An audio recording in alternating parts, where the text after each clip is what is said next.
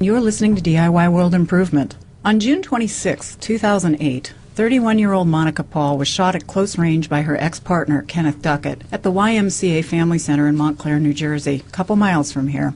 It happened in full view of their 11-year-old daughter, and their 4-year-old son was in swimming class in the next room. Sadly, it wasn't an isolated incident. 56 other murders related to domestic violence were committed in this state that year. Essex County, which is where Montclair is located and where we are today, consistently ranks high statewide for such deaths and also for police-related domestic violence incidences and restraining order requests. In 2009, which is the latest year for which we have statistics, the police reported more than 73,000 incidents of domestic violence statewide. Children were involved or present in 31%, and arrests were made in 30% of those incidents.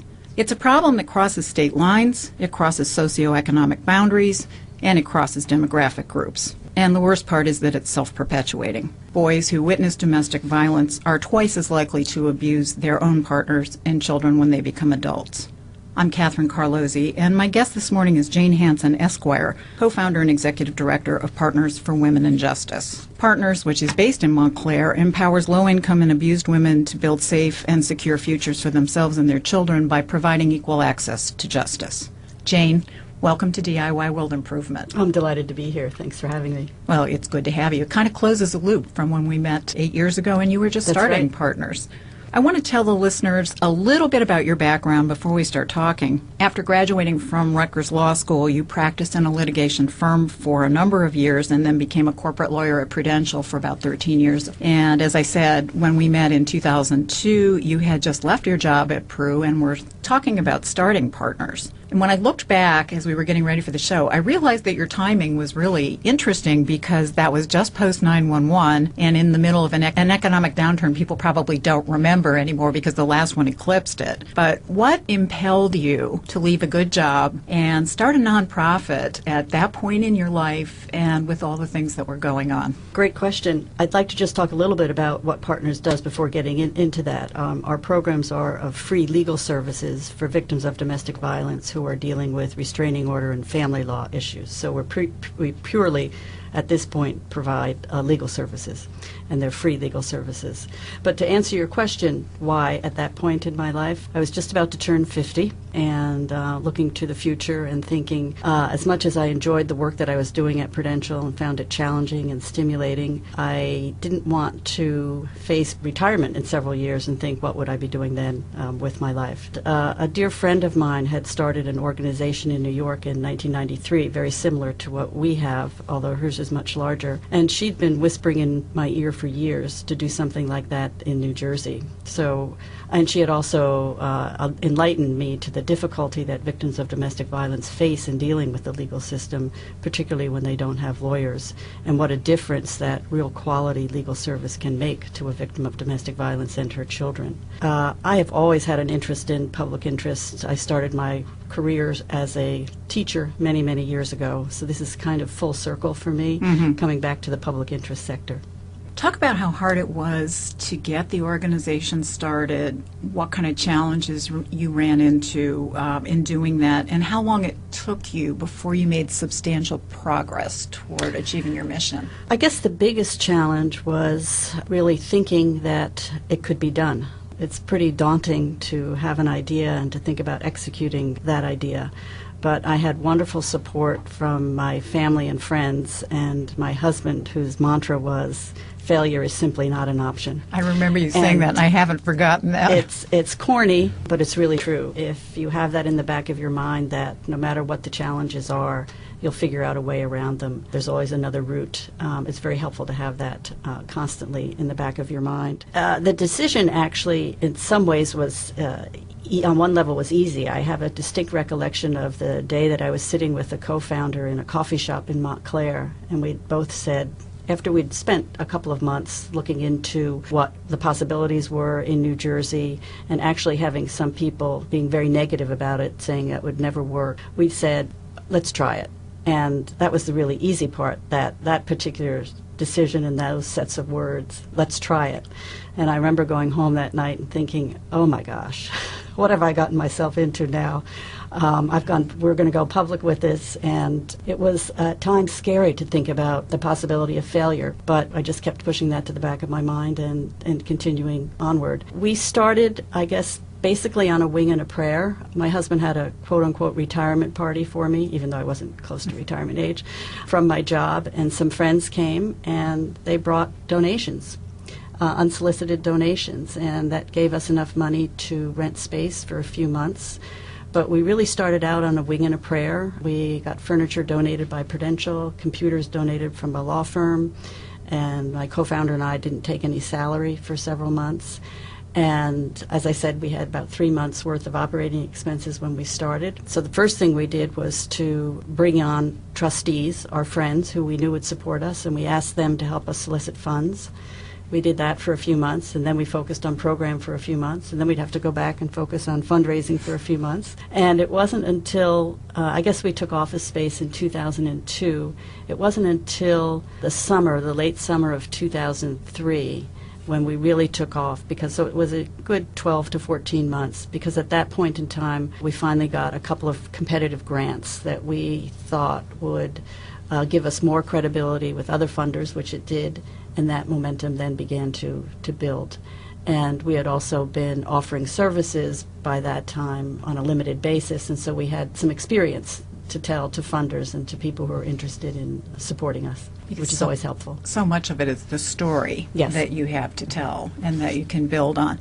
And I know that when we've talked before, your mission has shifted somewhat over the years. The organization has evolved. Would you talk a little bit about that? Well, originally, it's always been legal services. Right.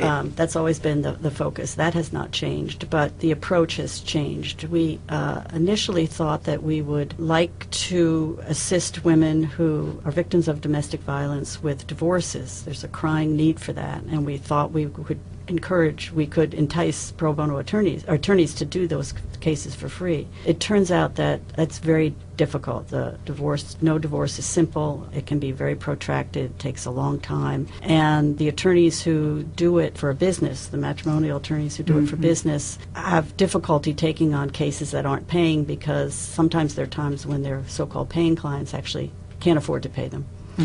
And so when that didn't work out, we shifted our focus and began to think about working with women who are seeking restraining orders. And that's the main focus of our program now, which is to provide assistance at the restraining order hearing or at subsequent hearings involving visitation, custody, and child support. There is a crying need for divorce attorneys. Low-cost divorce attorneys are free, but it's just not simply something that we can provide at this point. When the phone rings in your office, tell me about who's on the other end, what's her state of mind, and how hard was it for her to pick up the phone and make that call? Perhaps to make the call to us was not so difficult, but it's certainly a courageous person who's on the other end of the line. It's somebody who has decided to leave a difficult, abusive relationship with someone whom she probably loved and maybe still does love at this point, but would like to treat her differently. And it's someone who may be in a precarious financial situation if she's going to be on her own. It may be a young woman from another country who was brought here on the promise of a marriage and then kept isolated from her family and friends, if she even has them in this country, and subject to physical abuse. It may be somebody who, not subject to physical abuse, but subject to demeaning, nasty, harassing remarks on a constant basis. Somebody who's been told that if she ever leaves this person, she won't see her children again. Someone who's told her body may end up in a dumpster if she ever leaves. So by the time they get to us, they've made a decision that they want to leave, and I think that that's the hardest decision to make, and that's the one that requires the most courage. Somebody said to me once how difficult it must be to work with these people. Don't you get discouraged? And I said, on the contrary, once they call us, they're taking a step. And it may take them a long time to get to the final end for them, which is a safe, secure existence. But the call to us is a first step, and it's a positive step. Let's talk about the mechanics of how you work with your clients and, as you're a nonprofit, how you leverage resources in order to accomplish your mission. Okay. I mentioned that we use a lot of pro bono attorneys to handle our cases, but we also have a staff attorney, and we also have a very close working relationship with another agency that has a staff attorney, Rachel Coalition of Jewish Family Services of Metro West. We've been collaborating with them since 2005. And when a case comes in, an attorney in our office takes a look at it and determines what's the best services that we can provide. Sometimes all we can provide is advice and counsel on the phone.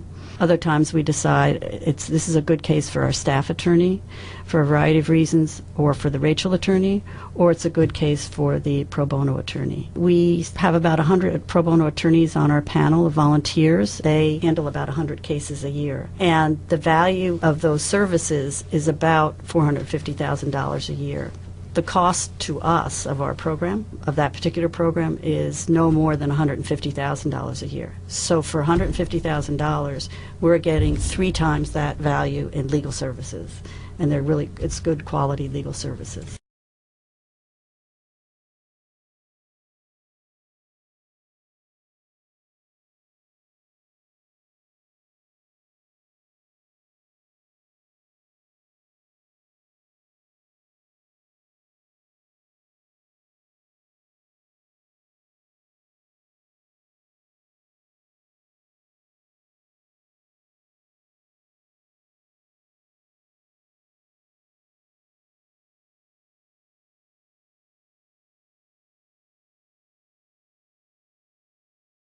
Esquire, co-founder and executive director of Partners for Women in Justice. Partners, which is based in Montclair, empowers low-income and abused women to build safe and secure futures for themselves and their children by providing equal access to justice.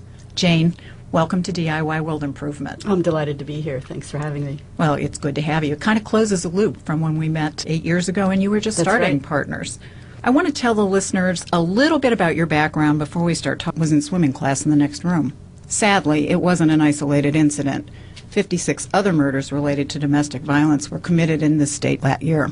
Essex County, which is where Montclair is located and where we are today, consistently ranks high statewide for such deaths and also for police-related domestic violence incidences and restraining order requests. In 2009, which is the latest year for which we have statistics, the police reported more than 73,000 stalking. After graduating from Rutgers Law School, you practiced in a litigation firm for a number of years and then became a corporate lawyer at Prudential for about 13 years. And as I said, when we met in 2002, you had just left your job at Pru and were talking about starting Partners. And when I looked back as we were getting ready for the show, I realized that your timing was really interesting because that was just post 9/11 and in the middle of an economic downturn. People probably don't.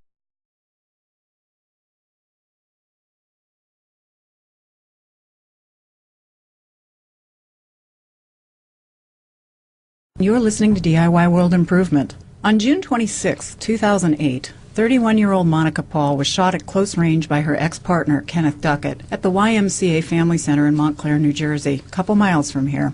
It happened in full view of their 11-year-old daughter and their 4-year-old son. Incidents of domestic violence statewide.